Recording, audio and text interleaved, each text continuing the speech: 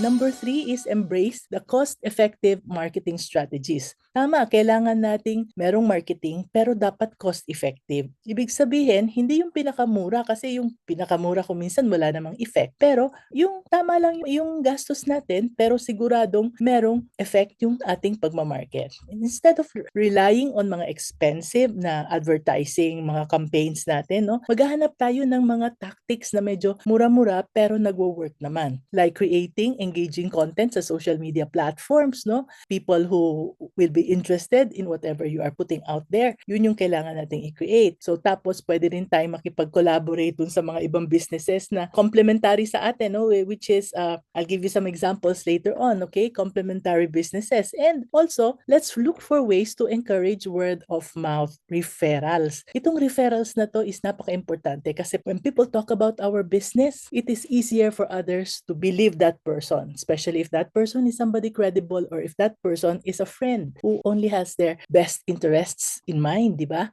Itong example na sinasabi ko, no? Get suppliers. Maybe some suppliers can display their products in your store on consignment, no? Consignment. Tapos pag nilagay nila yung mga products nila sa tindahan natin, pwede nating i-request na pwede bang ilagay nyo yung pangalan ng store namin sa inyong website or sa inyong social media as an authorized outlet of your products, di ba? Collaboration yun, tulungan, ano? So when we talk about collaboration, it's one business helping another business. So sinong pwedeng makatulong sa inyo? Nandyan lang yan sa kapaligiran ninyo. Hindi lang natin naiisip kasi ang parating iniisip natin is advertising, Facebook ads na napakamahal. Also, no, join fairs that are organized by your local DTI or the chambers of commerce or other clubs, other community clubs in your locality. So these are things that are not very expensive. Sometimes they're even free. Sometimes meron pang mga itinutulong, nagpapamerienda pa sila, no? So take advantage of these. These strategies can help you reach your target audience without spending as much. Ang importante, dapat alam nyo kung sino yung inyong target audience, di ba?